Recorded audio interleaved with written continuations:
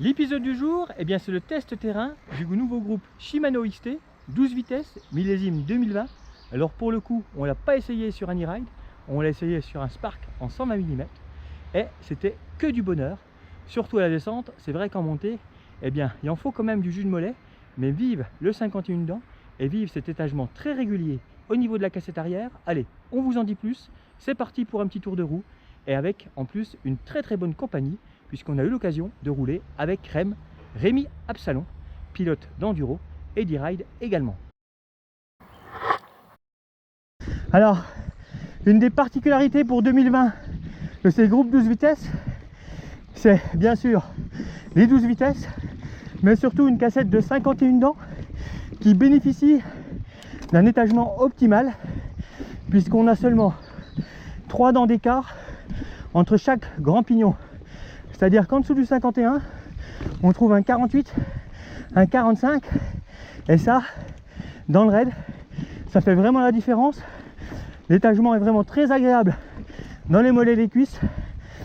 On n'a pas les sauts comme sur la cassette SRAM en 50 dents. Par contre, petit bémol, seul un vélo avec une roue arrière en microspline, leur nouveau standard, pourra recevoir en fait ce type de cassette. Donc si vous souhaitez passer sur un de ces nouveaux groupes sur un vélo existant, attendez-vous à être obligé de changer votre roue arrière en format boost pour pouvoir bénéficier de toute cette technologie. Alors là, ce vélo n'en est pas équipé, mais sachez que Shimano propose en option une commande de tige selle télescopique qui vient se fixer directement sur le collier du frein pour pouvoir avoir un poste de pilotage encore plus épuré et plus efficace, et surtout une grande amplitude de réglage en termes d'angle pour la fixation de la tige de selle. Alors pour ce qui est du pédalier, c'est vrai qu'on n'est pas trop concerné avec nos motorisations, mais là, on va être au même standard en termes de Q-Factor, puisqu'on est sur un pédalier boost. Et la largeur, on va tomber dans les 175 mm.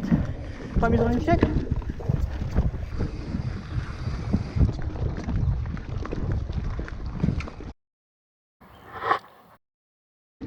Particularité des nouveaux levées de frein, on retrouve la technologie Servo-Wave, chèvre à Shimano.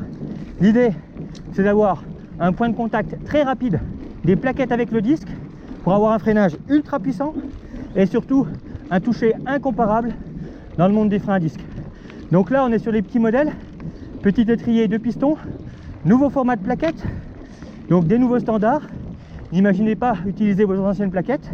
Et ces freins XT, pour un usage plus trail, sur des vélos un peu plus gros, vous bénéficierez d'un étrier 4 pistons. Et là, une plaquette également nouveau standard, légèrement plus petite que celle des Synthesy, mais un freinage déjà très efficace et idéal sur un e-bike.